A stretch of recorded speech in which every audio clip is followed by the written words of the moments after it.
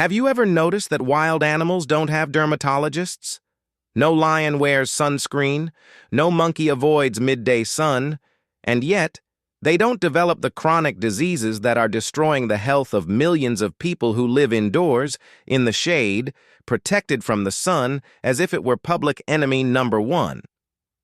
What do these animals know that you forgot? Modern medicine has spent the last few decades teaching you to avoid the sun.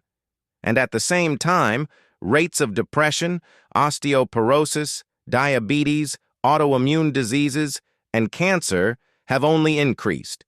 You won't find that fact in any prescription leaflet, but you will find it in the studies.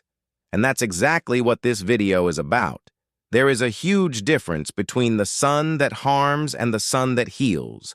And that difference is not taught in doctors' offices or public health campaigns. What you receive is always the same message: sunscreen, hat, shade, avoid the hours between 10 a.m. and 4 p.m. End of story. But no campaign tells you that vitamin D deficiency, produced almost exclusively through sun exposure, has already been classified as a silent pandemic by researchers at Boston University.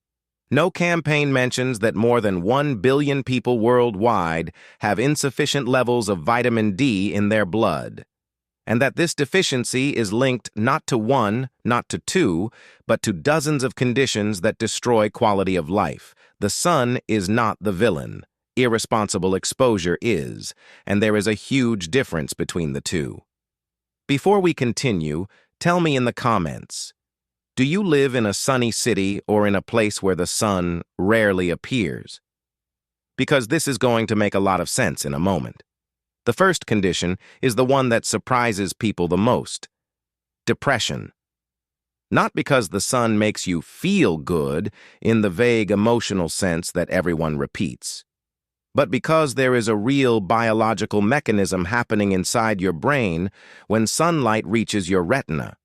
Sunlight regulates serotonin production in the brain. Serotonin is the neurotransmitter directly linked to your mood, sense of well-being, and emotional balance. When you go days without adequate sun exposure, serotonin levels drop, and along with them, your energy, your motivation, and your emotional stability. There is even a clinical diagnosis called seasonal affective disorder, which is basically depression caused by the absence of sunlight during the winter months. In some countries, this disorder is treated with light therapy, controlled exposure to light, not antidepressants. Light. Now think about it. If the absence of sunlight can cause depression to the point of becoming a clinical diagnosis, what can daily and adequate exposure do for your mental health? The answer is in the data, and the data is clear. The second condition is osteoporosis, and here you'll understand why supplementing calcium without addressing vitamin D is like trying to fill a bucket with a hole in it. The calcium you consume, whether through food or supplements, is only efficiently absorbed by the intestines when there is enough vitamin D in the body. Without vitamin D, calcium passes through your digestive system and leaves. Your bones remain waiting for a nutrient that never arrives. And where does the body produce most of its vitamin D? In the skin, through sun exposure. There is no efficient shortcut for this. Oral vitamin D supplementation exists and has its value, but skin synthesis, produced by the skin in contact with sunlight, is biologically superior in terms of bioavailability and natural regulation by the body itself. People who live in regions with fewer hours of sunlight or who spend their days indoors have a significantly higher risk of developing osteoporosis throughout life. This is documented, and the most accessible and natural solution is only a few meters away from your window. Very few people know this one. Hypertension, high blood pressure, has a direct connection with sun exposure that goes beyond vitamin D. When ultraviolet light hits the skin, it stimulates the release of nitric oxide into the bloodstream. Nitric oxide is a molecule that acts directly on blood vessels, promoting vascular relaxation, meaning the vessels dilate and blood pressure decreases naturally. A study published in the Journal of Investigative Dermatology showed that moderate sun exposure significantly reduced participants' blood pressure, independent of changes in vitamin D levels. The nitric oxide effect is separate and immediate. Populations living at higher latitudes, with less sunlight throughout the year, have higher rates of hypertension and cardiovascular disease. This correlation is not a coincidence. It is physiology. Tell me in the comments, have you ever measured your blood pressure and been surprised by the result? Because maybe what's missing isn't just medication. Autoimmune diseases are those in which the immune system begins attacking the body itself. Multiple sclerosis, lupus, rheumatoid arthritis, Crohn's disease. And there is a disturbing geographic pattern in these diseases. They are dramatically more common in countries with less sun exposure. Multiple sclerosis, for example, is rare near the equator and increases progressively as latitude rises. The farther from the sun, the higher the incidence. This pattern has been observed in dozens of studies over decades. Vitamin D produced by the sun plays a modulating role in the immune system. It not only strengthens immunity against viruses and bacteria, it also regulates the immune response so that the body does not attack itself. When there is severe vitamin D deficiency, this regulation fails, and the immune system collapses in the opposite direction. It begins seeing healthy tissues as threats.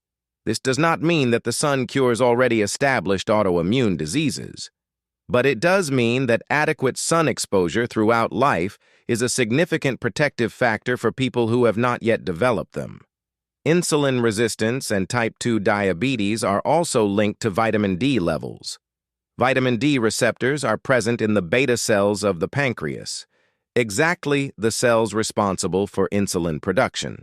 Studies show that people with vitamin D deficiency have an increased risk of developing insulin resistance, and that vitamin D supplementation in pre-diabetic individuals has shown positive results in blood sugar regulation. But beyond vitamin D, sun exposure regulates the circadian rhythm, your body's biological clock, and the circadian rhythm directly affects glucose metabolism. When this clock becomes disrupted, due to lack of natural light, irregular sleep, or excessive exposure to artificial light at night, glucose metabolism becomes disorganized. The pancreas functions inefficiently, and insulin resistance increases. Living under artificial light all day and never receiving natural sunlight signals is, from a metabolic standpoint, a chronic stress on the body. This one generates the most controversy because it is the opposite of what you have spent years hearing. The sun, in the right amount, protects against certain types of cancer. It does not cause them. It protects. Researcher Cedric Garland from the University of California spent decades studying the relationship between vitamin D, sun exposure, and cancer. The results are consistent. Populations with greater sun exposure and higher vitamin D levels have lower rates of colon, breast, prostate, and ovarian cancer. Vitamin D regulates the cell cycle, the process through which cells divide. When there is a deficiency, this process loses part of its natural control, increasing the risk of disordered cell proliferation, which is exactly what happens in cancer. Skin cancer caused by the sun, melanoma, is mainly associated with repeated sunburns and intense, uncontrolled exposure, not moderate and regular exposure. There is a critical difference between conscious sun exposure and getting burned every weekend. The message of "avoid the sun to prevent cancer" created an entire generation with vitamin D deficiency. And that deficiency, ironically, increases the risk of several other types of cancer that are much more common than melanoma. The last condition is insomnia, and here the mechanism is simply too elegant to ignore. Your body produces melatonin at night to induce sleep. But melatonin is not produced in isolation. It is part of a cycle that begins in the morning with sun exposure. Morning sunlight signals to the brain that it is daytime, that it is time to be awake, that it is time to start the cycle. And that same signal programs the body to produce melatonin hours later when the sun sets. If you wake up and go straight into a closed environment illuminated by artificial light without any contact with natural light, your brain never receives the start of cycle signal. And at night, melatonin production becomes compromised. Sleep takes longer to arrive. It becomes fragmented. It is not restorative. People who spend the morning with some sun exposure, even just 20 or 30 minutes, report significant improvements in sleep quality. Not because they took a supplement, because they synchronize their biological rhythm with the natural light cycle. Do you sleep well? Tell me in the comments. Because maybe the solution is simpler than you think. Now comes the part that separates information from real risk. How to expose yourself to the sun in a way that truly benefits the body without putting skin health at risk. Vitamin D synthesis is most efficient when the skin is exposed to sunlight without sunscreen, because sunscreen blocks UVB rays, which are exactly the rays responsible for vitamin production.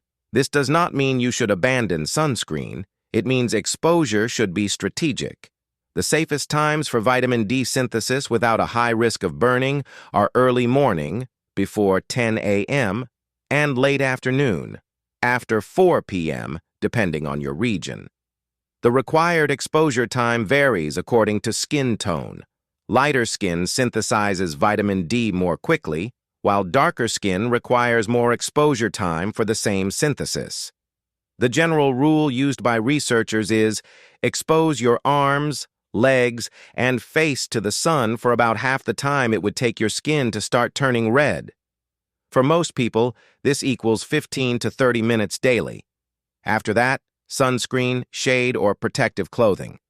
Proper hydration, a diet rich in antioxidants, and not smoking are factors that help the skin naturally protect itself against oxidative stress caused by excessive radiation. Skin health is not built only by what you put on the outside. It is built mainly by what you put on the inside. The sun has existed for 4.6 billion years. Human beings evolved under it, in direct contact with it throughout all of history. Our physiology was built expecting this exposure. Our biological rhythms, our immune system, our bone metabolism, our hormonal balance, all of it was designed to function in sync with sunlight. Over the last 100 years, especially in recent decades, we have started living inside buildings, offices, cars, and shopping malls. And at the same time that we moved away from the sun, chronic diseases exploded in prevalence. Correlation alone does not prove causation. But combined with all the biological mechanisms you have seen in this video, it becomes a very difficult argument to ignore. I am not telling you to throw away your sunscreen. I am telling you to stop treating the sun as an enemy.